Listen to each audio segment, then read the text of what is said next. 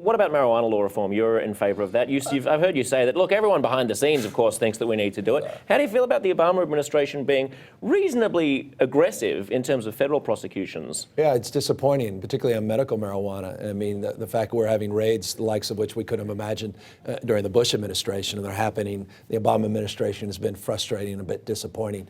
That said, look, I just am sick and tired of politicians saying one thing in private and saying another in public. Love me or hate me, I can't participate in that. I didn't on gay marriage, and I watched as so many politicians, particularly in my party, said, oh, I'm with you on gay marriage. And then years went by, and they were still arguing for second-class citizenship of the gay and lesbian community as they were asking for money. Same thing is the case so often with marijuana. It's time to tax and regulate it. The consequences of this war on drugs is an abject failure. It has disproportionately hurt the African-American, Latino communities. Race-based sentencing, crack cocaine disparities that are finally being resolved are a good example of that. But this notion that we have aggressive efforts on marijuana use where people are being incarcerated and we're spending taxpayer dollars to deal with that and not the real challenges of our time, I think that's running out of steam, and it's time for politicians of all stripes to come out of the closet in this respect and say what they think on the issue.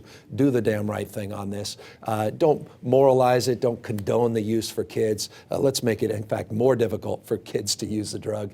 But let's be more honest about the consequences of our failure to reconcile these laws that are no longer, I think, useful and beneficial. Yeah, the question of hypocrisy is a really stark one. Bill Clinton in 2000 gave an interview to Rolling Stone where he said, you know, I really think that marijuana should be legalized. And like, if only you'd been in some kind of a position of power since 1992 to say that in a, you know, it's a shame you didn't have a bully pulpit as the president of the United States. But as the former president, he did, and he didn't need to do that. And that was powerful for a lot of people. And in many ways, by him doing that, it allowed a little bit more cover for other people to do it. So I'm respectful of those that get out of office that say, well, we should do the right thing.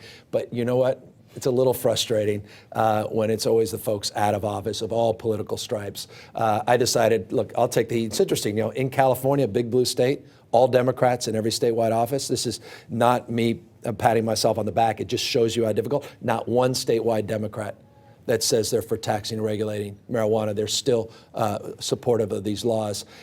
It shows how difficult it is when you're in office. I'm past my sell-by date in many respects in politics. When we did gay marriage, I thought I'd be arrested or recalled. I survived. I'll say what I think. Good people can disagree. I'm not an ideologue. I want to be open argument and interested in evidence. But I want to make a case for a better tomorrow, more inclusive, participatory framework, certainly part of my book, but also one that respects people's human rights and civil rights. And this war on drugs, if it had any benefit that I could point to as someone who's open to argument, interested in evidence, I would support its continuation. I can't. It's a failure. We know that. And I don't want to be that guy saying I could have, would have, should have after I'm out of office.